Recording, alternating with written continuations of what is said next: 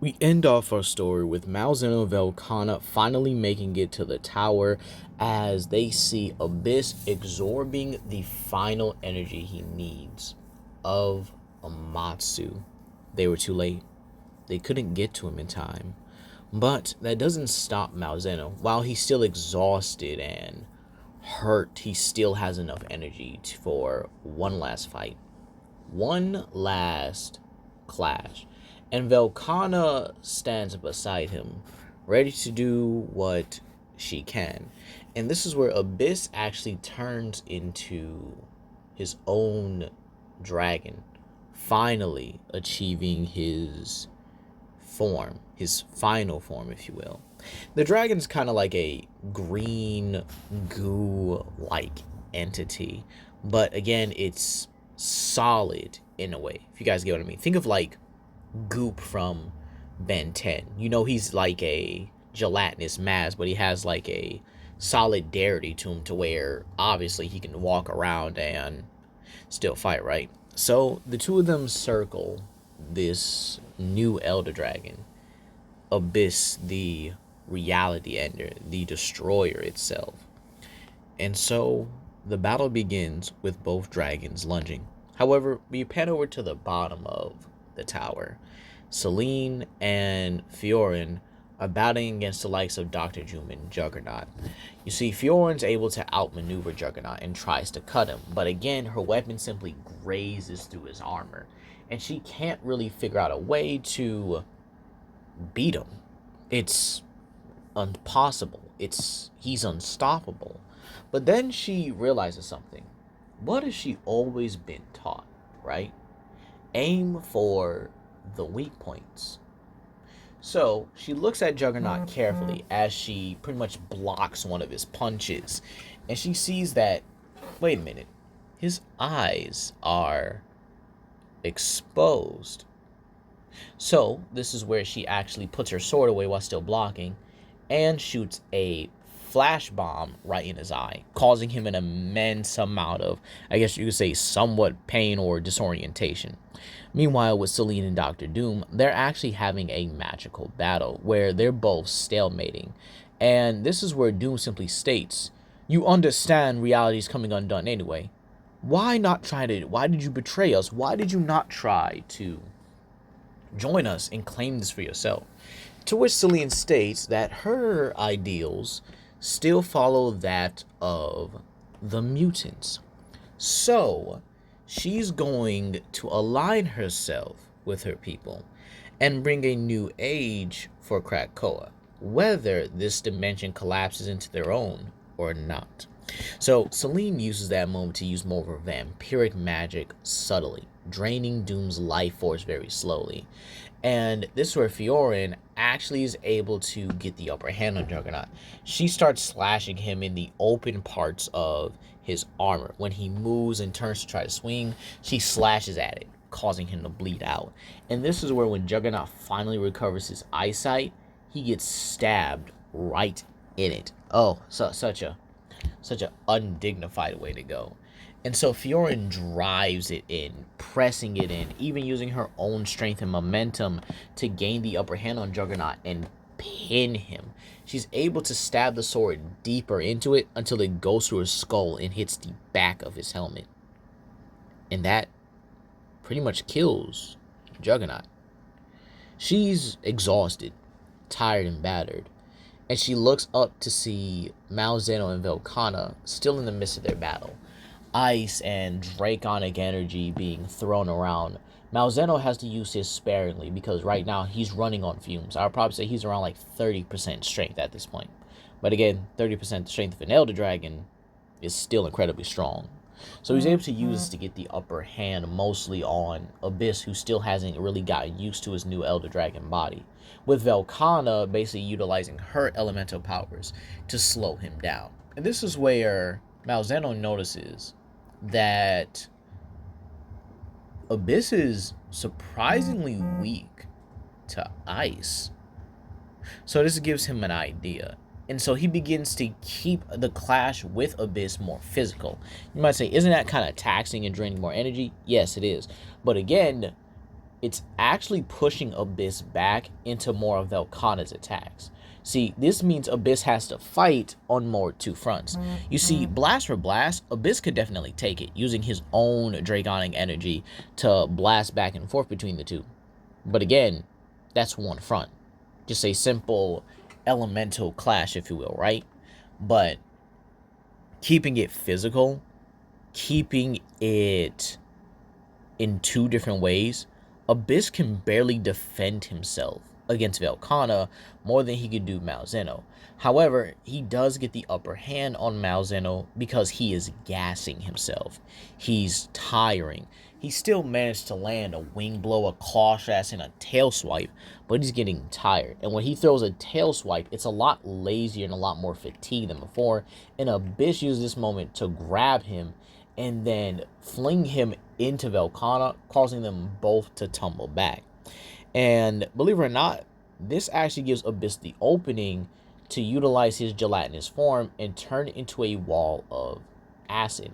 However, this is where he hears Fiorin coming at him. And she says, "Hey, monster, over here."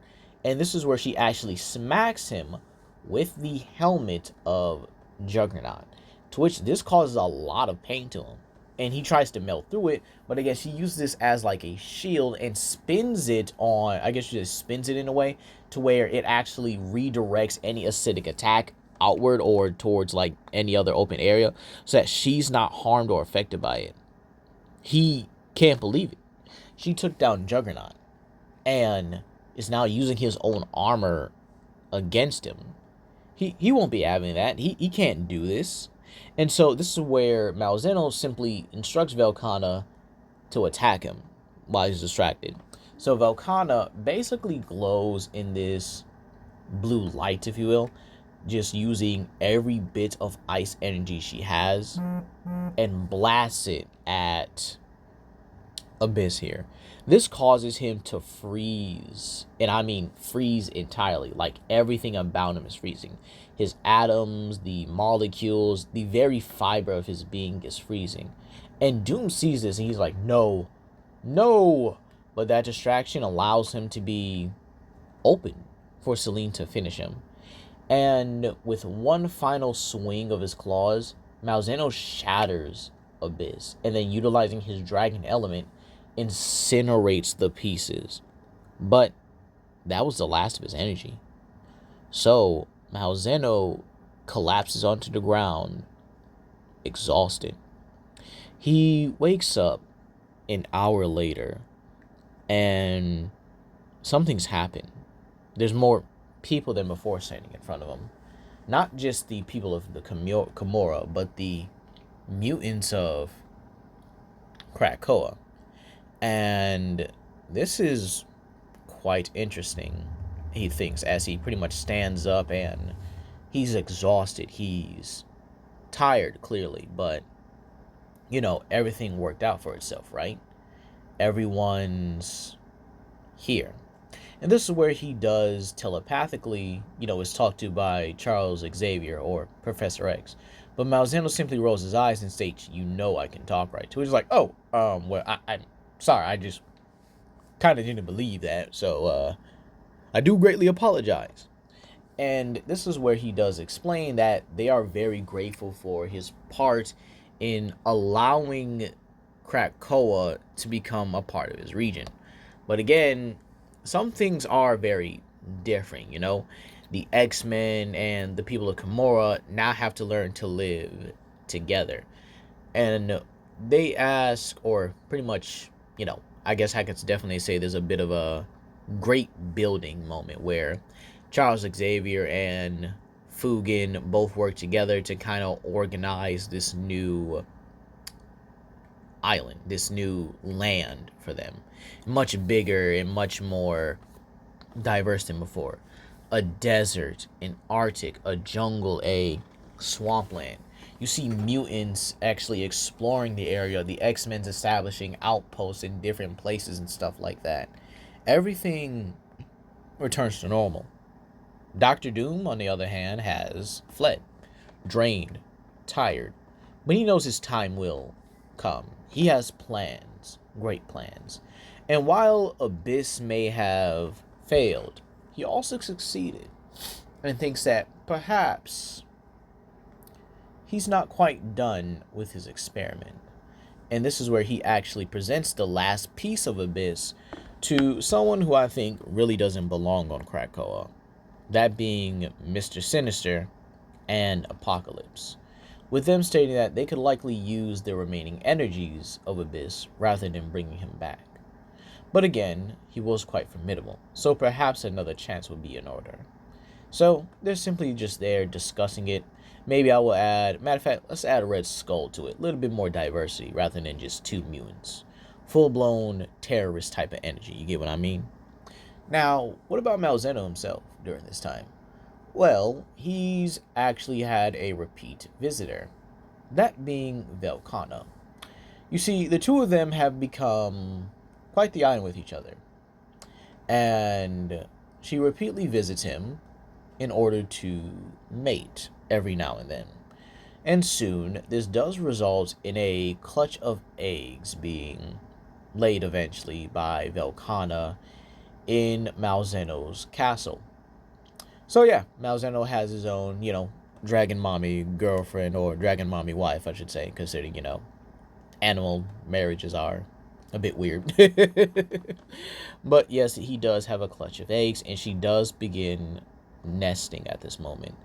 And Malzeno himself thinks, everything's going smoothly.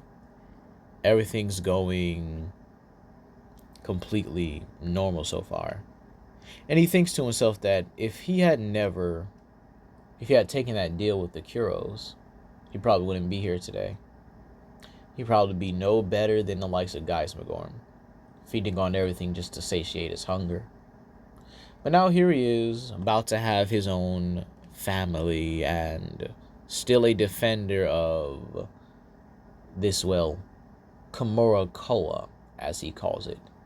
However, this doesn't go quite as smooth as he would hope, as with the world now forever changed, its first real threat arrives in the form of Shuma Gorath.